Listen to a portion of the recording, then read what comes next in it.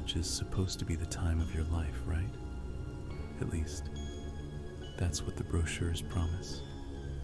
The late-night study sessions, the parties with new friends, the freedom to finally step out of your childhood shell and become someone new.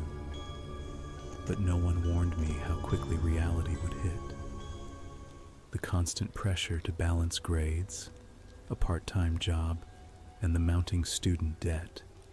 Sometimes it felt like I was drowning. By the end of my second semester, I was running on empty. My bank account had shriveled up after paying for textbooks, groceries, and the absurd price of living in a cramped apartment downtown. The library job I had barely covered rent, let alone the 1,000 other things I needed to pay for. But I had no choice. That was when I started looking for something else. Something to get me through. I wanted to stay focused on my studies, but I was so tired of being broke. I needed something that would give me the flexibility to work around my classes, something that paid well enough to give me some breathing room. I'd spent countless hours browsing job boards, online tutoring positions, remote call center work, writing gigs. Everything required more time than I had, and the pay was always less than what I needed. It was late one night when I stumbled across a thread titled "Easy Money, No Experience Required" on a student forum. I almost passed it up. The title screamed too good to be true, but then I read the comment below it. It's legit. I've been doing it for months. You get paid well, and it's all remote. My heart skipped. I opened the link. The website looked outdated and sketchy, with black backgrounds and red text. It had the look of something that belonged in 2003, but the promise of easy money was enough to keep me hooked. It wasn't the job descriptions I'd seen before. No retail, no tedious surveys. Just a simple offer. Looking for moderators for private streaming platform. High pay, flexible hours, no experience required. Strong stomach recommended. I should have closed the tab right then and there. My gut told me something was off. I should have trusted it. But instead, I scrolled further, and at the bottom, I saw the pay. $500 per day. That number stuck with me. I hadn't made that much in a month working at the library. I could pay off all my bills in a week. My mind raced. What did I have to lose? I was already behind on rent, and I'd been struggling to make ends meet. What if this was the solution? I clicked the link. The form was simple. Name, email, age, and a checkbox confirming that I was over 18. I hesitated for a second. The whole thing felt off, like I was crossing a line. But the thought of financial freedom, the relief of not worrying about bills, pushed me forward. Within minutes, I submitted the form. The email came an hour later. Subject: Welcome to the team. I felt a wave of anxiety wash over me, but I couldn't stop reading. The instructions were clear. Log in the following night at 10 p.m. No questions, no contact with other members of the team. Just show up, do your job, and get paid. My fingers trembled as I clicked off my laptop. I sat in silence for a long while, the email still open on my screen. What had I just signed up for? I didn't know it then, but I was about to enter a world I could never fully escape from. I don't know what I was expecting when I logged in that night, but it wasn't this. The website was a dark, minimalist space with a series of video streams lined up across the screen. Each one had a timestamp next to it, like some kind of live event. But there were no faces, just shadows, sounds, and images flickering across the screen. The instructions were simple. Monitor and log the video streams. Report any unusual activity. I took a deep breath and clicked on the first video. The screen flickered. Then a grainy image of a small room appeared. It looked like a basement with dim lighting and a single rickety chair. A man sat in the chair, his face covered by a black cloth. There were ropes around his wrists and ankles, securing him to the chair. The camera was angled just enough to show the man's slumped posture, but not enough to reveal who he was. I couldn't tear my eyes away. It was like watching something I shouldn't, something so wrong that it made my stomach churn. I immediately felt a wave of guilt, but I forced myself to keep watching.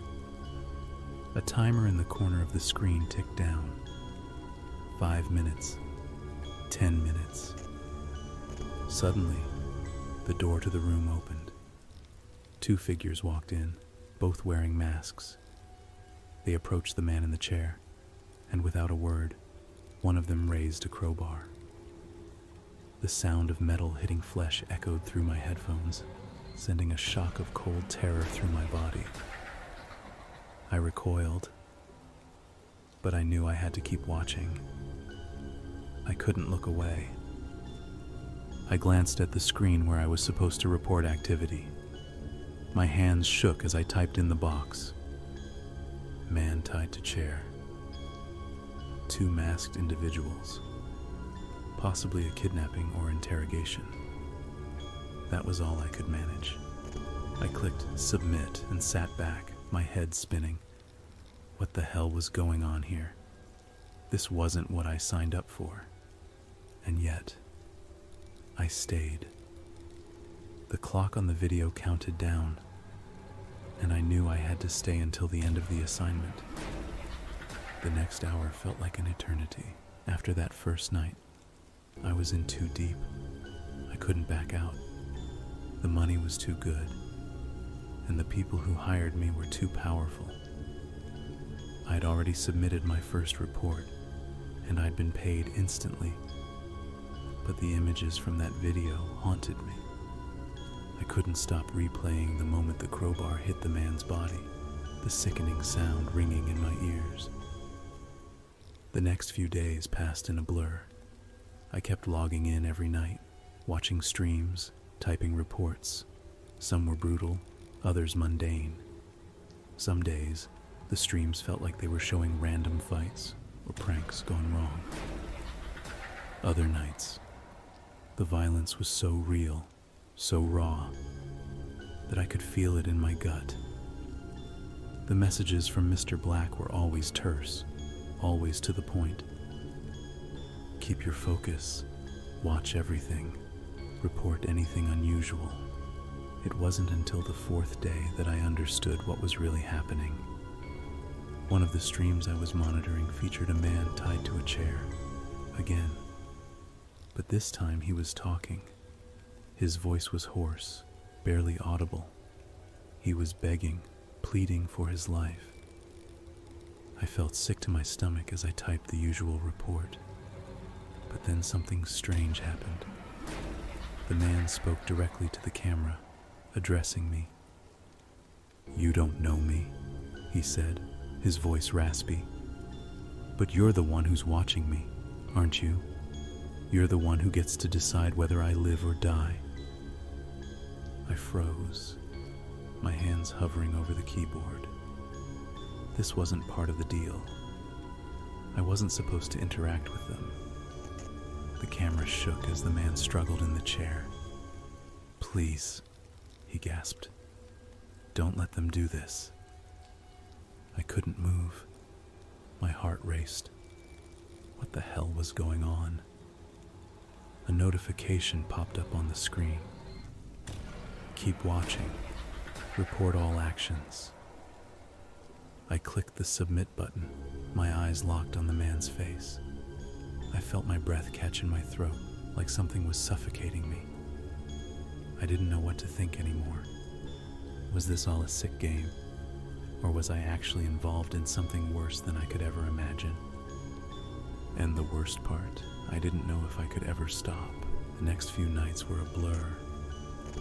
couldn't shake the image of the man's pleading face.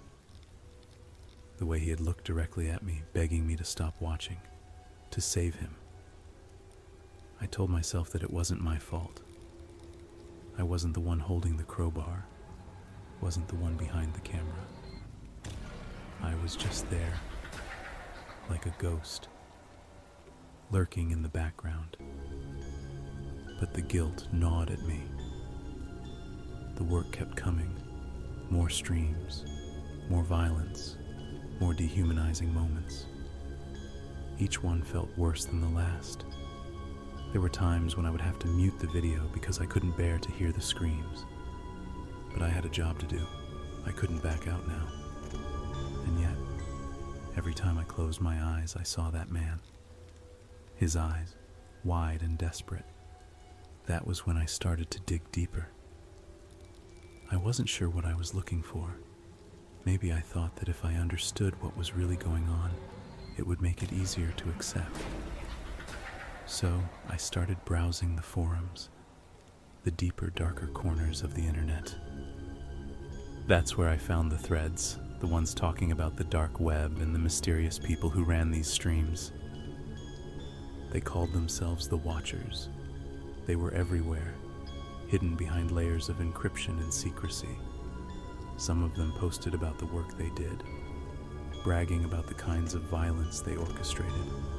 Others seemed almost philosophical. They spoke of watching as a way of witnessing truth. To them, the world was a game, and people were just pawns. I couldn't look away. The more I read, the more I felt trapped. There was no easy way out. I wasn't sure if the Watchers were controlling things behind the scenes, but there was no way I was the only one doing this. And that's when I realized I wasn't just watching these people die. I was enabling it. I hadn't seen the man from the chair again. At least, not directly. The streams had become more varied, more frequent. Some nights the violence was restrained, and others, it was merciless.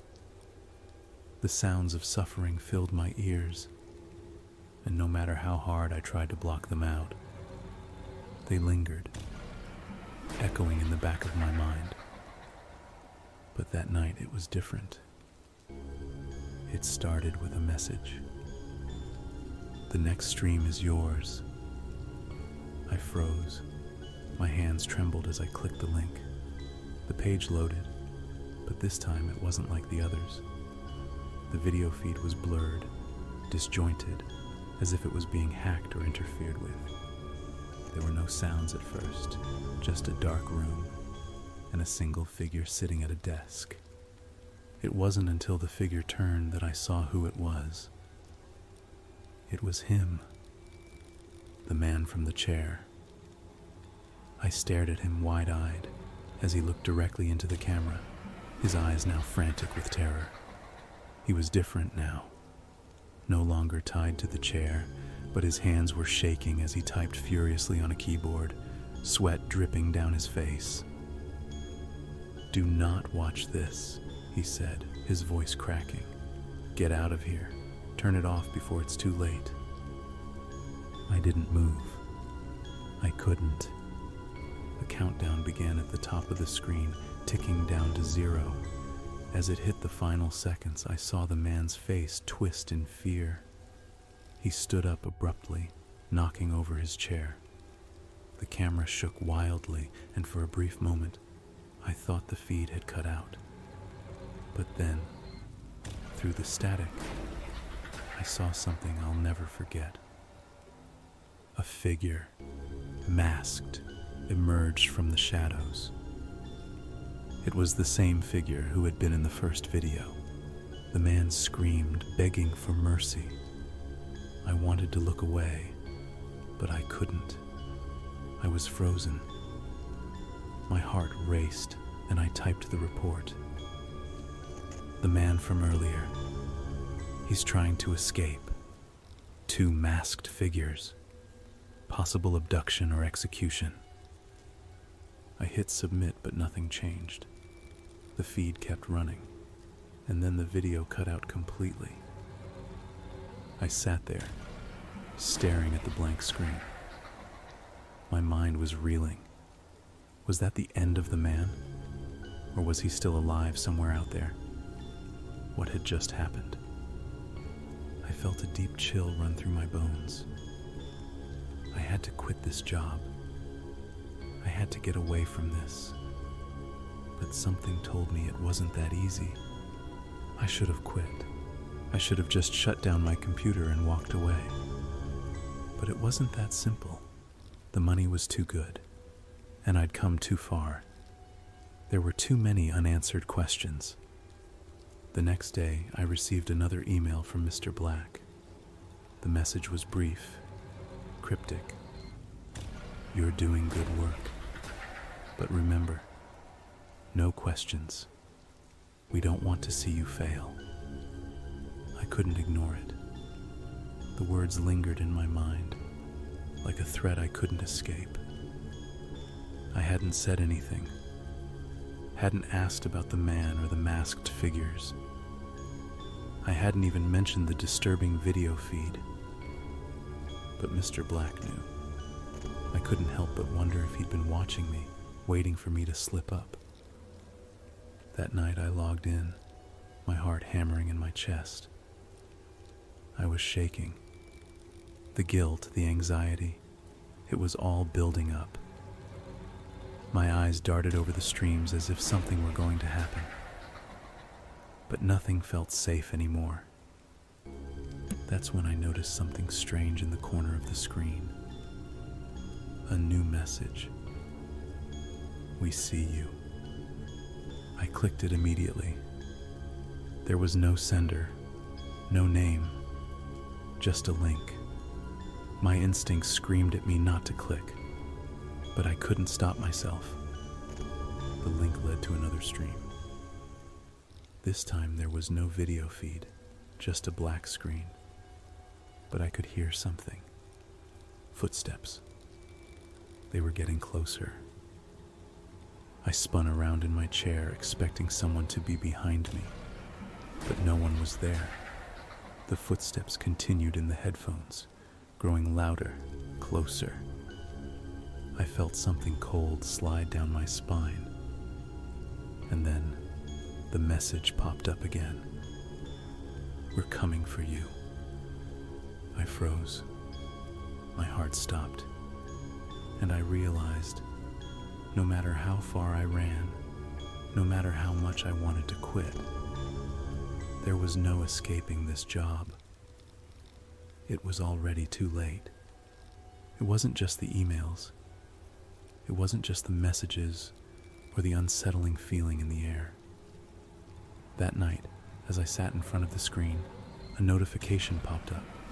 Something different, more ominous. I clicked it instinctively, and a video began to load. This time, there was no crowd, no audience watching in silence. It was just me, staring at the screen as the image slowly came into focus. It was a room, dimly lit, almost empty. But there, in the center of it all, sat the man from the chair. His hands were bound. He was no longer pleading, no longer begging. He simply stared, his face resigned. I couldn't watch this. My stomach twisted. The guilt, the anger, it boiled up in me like a storm. I had become a part of this. I had been complicit, watching these people suffer for nothing but a paycheck. My phone buzzed. A text message from Mr. Black. Time for your final test. Don't fail us. I was done. I couldn't take it anymore. I shut the laptop. The whole world felt like it was closing in. I knew what I had to do, but I couldn't do it alone. The whole thing was too big, too dangerous. Mr. Black's reach was endless. There was no way I could simply quit without consequences. That's when I reached out to someone. I had one contact, an old friend from college. His name was Adam, and he had always been the more tech-savvy one between us. I sent him a quick message. "I need help. Can you get me out of this?" His reply was quick. "Meet me. We need to talk." I didn't hesitate. I packed a bag, wiped my hard drive clean, and walked out the door. I met Adam at a small, nondescript cafe downtown. As soon as I sat down, he looked at me, his expression grim. "Who's after you?" he asked. I told him everything. I didn't hold back. I recounted my first night on the job, the initial thrill, and then the slow descent into horror. How I watched people die, how I started to question everything about what I was doing. I told him about Mr. Black, the threats, the messages. Adam listened silently, his fingers tapping nervously on the table. "You're being tracked," he said. "They've been watching you. It's not just a job for them. It's something bigger. You can't just walk away from that kind of thing." "Then what do I do?" I asked. I could feel the panic rising in my chest again. I had no answers, no way out. "You cut all ties," Adam said. "I'll help you. I can wipe your digital footprint, change your identity. You'll have to disappear. It's the only way." We spent the next few hours discussing the details. Adam helped me wipe my devices, delete accounts, change every form of identification I had. My social media profiles, my email addresses, everything had to go. And once it was gone, we made plans for me to disappear. Adam arranged a new identity for me, and I promised I would never contact him again. I knew I couldn't afford to have any loose ends. Before I left, he looked at me with a serious expression. "Don't go back to this life. Stay hidden. They will come after you, but they can't find you if you're smart." I nodded, but deep down, a knot of fear tightened in my chest. What if they did find me? It wasn't easy adjusting to my new life. I moved to a different city, took on a low-key job that didn't require much contact with others. I kept to myself, doing everything I could to stay off the grid. I deleted my social media accounts, changed my number. I had no choice but to live like a ghost. But no matter how many precautions I took, the anxiety didn't fade. I couldn't stop looking over my shoulder. Every time I received a call or an email, I felt a cold chill race through my body. Was it Mr. Black? Was it someone else from the dark web? The worst part? The messages still came. They were less frequent, less personal, but they kept coming. Every so often, I'd see a notification pop up on my phone. "We know where you are." It would vanish as quickly as it came, but the words hung in the air, the weight of them suffocating me. Months passed, and the constant dread became my reality. I had escaped, but I was never truly free. The job had left its mark on me. It wasn't just the people I had watched die. It was the knowledge that I was part of something darker, something that would always be just a few steps behind me. I tried to bury it. I tried to pretend like it didn't matter, like I was just another person trying to survive. But the truth was, I knew the dark web hadn't let me go. It was just waiting for the right moment. I'd never stop looking over my shoulder. And deep down, I knew one thing for sure. I wasn't free. Not yet.